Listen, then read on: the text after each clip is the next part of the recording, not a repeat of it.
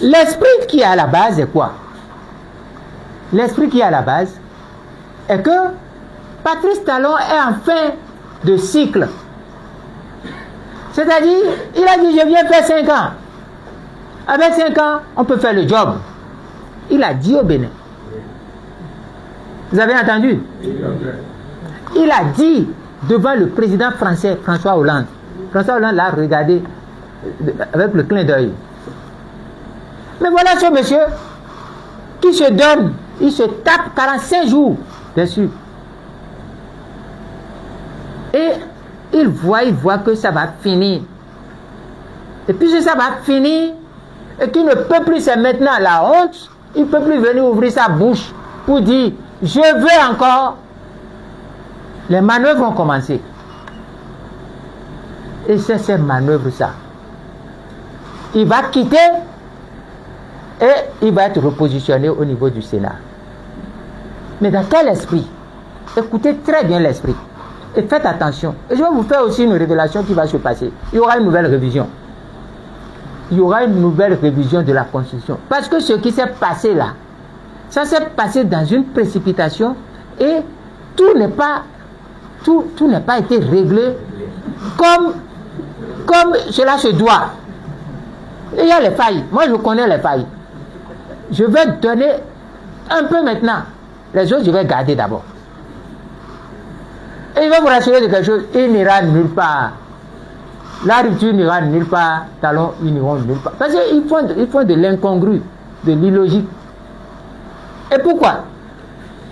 Dans leur esprit, dans l'esprit de ceux qui ont porté le document, puisque Talon, ce n'est pas lui qui a signé directement, mais il a porté, puisque les deux partis, UP et BR, sont instigés par lui. Et je vais venir sur UPR, et vous allez me rappeler ça. Je vais vous montrer comment l'UPR est une bizarrerie. UPR là, c'est une bizarrerie. Donc, c'est les deux là, Akhenatonde et Hassan Seibou, qui sont les patrons des groupes parlementaires. Est-ce que vous pensez que les deux là ont agi sans avoir fait concertation avec Talon? Moi, je doute de ça. Mais le même Talon n'avait-il pas dit que non, on ne fera plus de révision, c'est seulement après mon départ? Mais pourquoi on a fait? Et pourquoi dans le Sénat là, on dit que les chefs d'état-major en activité vont être membres du Sénat? C'était dans leur monture, proposition initiale, c'était ce monstre-là que les initiateurs n'avaient pas vu. C'était un monstre. Mais vous allez voir que je n'ai pas parlé. Je les guettais. Je souhaitais qu'ils fassent ça. Ils m'ont filé entre les mains, ils n'ont pas fait. Ça me fait très mal. Ils allaient mettre les chefs d'état-major en activité. Ils allaient mettre ça dedans. S'ils avaient mis ça dedans, moi, je vais mettre fin à la résistance. Je vais vous dire, nous allons commencer par fêter, Parce qu'un beau matin, vous allez entendre ce qui va se passer. On va les enchaîner, ligoter. Je ne sais pas ceux qui sont partis leur dire d'enlever les généraux. Ça m'a fait mal. Jusqu'aujourd'hui, je souffre et je ne sais pas comment je peux me rétablir. Ils allaient laisser les généraux là que je connais là. Ils allaient laisser dedans.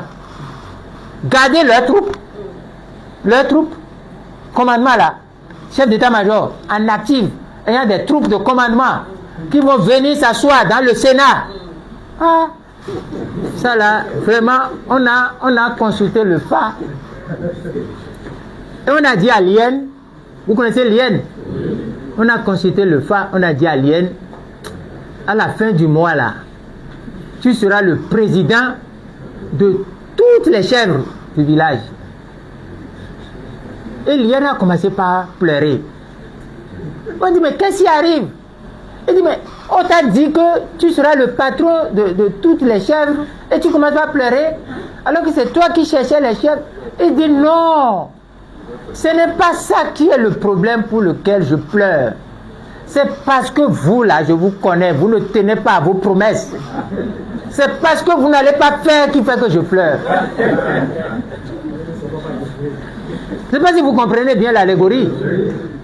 Ils allaient mettre les chefs d'état-major en activité dans cette affaire. La résistance était terminée. Et je n'ai pas parlé. Vous avez vu que je n'ai pas parlé. J'ai seulement dit une junte pour les distraire un peu, fouetter leur ego pour qu'ils disent on va faire. Mais ils sont restés seulement, ils ont enlevé. Il faut dire à Talon, à Seibou et à Kenatonde de remettre dedans.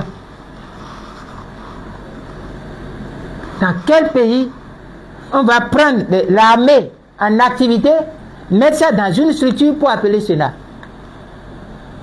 Dans quel pays du monde? Quelqu'un qui a bien compris autour de Talon, si les gens ont lu d'abord, ils ont lu d'abord Tocqueville, Montesquieu, Hobbes, s'ils ont lu tout ça, s'ils ont eu le temps un peu de fouetter un peu Étienne de la Boétie, David-Henri Thoreau, s'ils ont fouetté un peu Rousseau, ils allaient comprendre ce qu'on appelle la séparation des pouvoirs. La base de la démocratie, c'est la séparation des pouvoirs.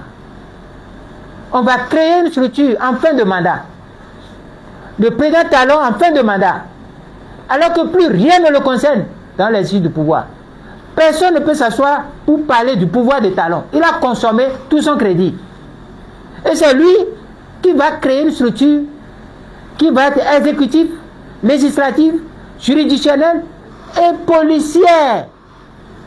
Une structure qui va punir des gens sur leurs mœurs. Les mœurs politiques, le Sénat là va contrôler les mœurs politiques. Mais ça veut dire quoi? Vous avez bien lu le Sénat? Mon cher ami vous qui avez posé, vous avez bien lu? Oui, j'ai lu. Mais c'est pas un monstre?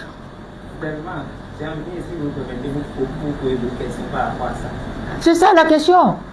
C'est ça qui fait que ce n'est pas un Sénat.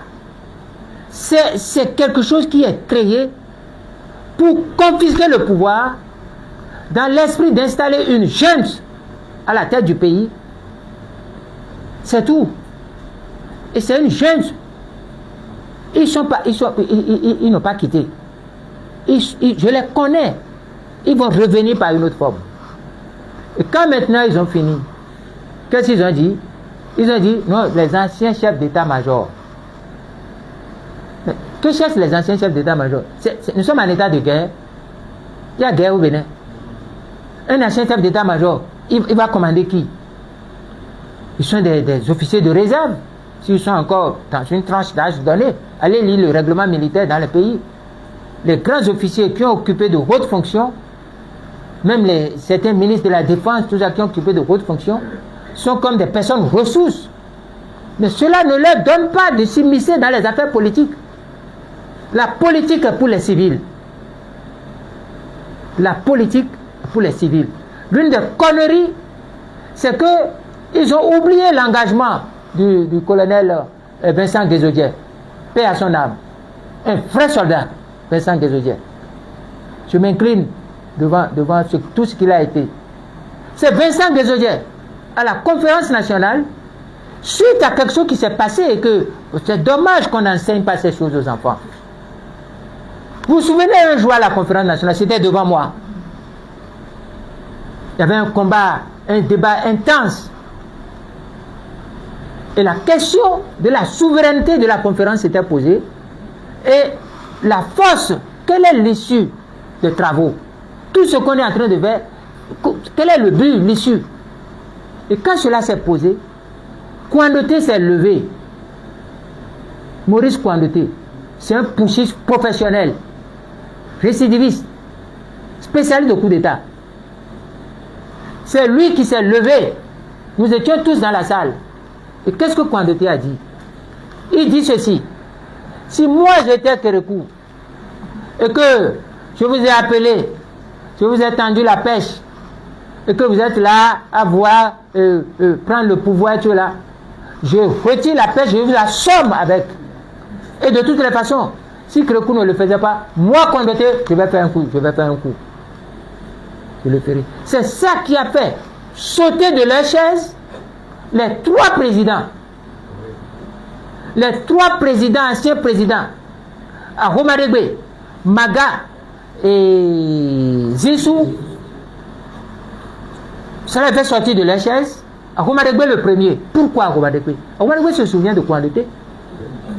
Il connaît Kouandoté, qui est Kouandoté.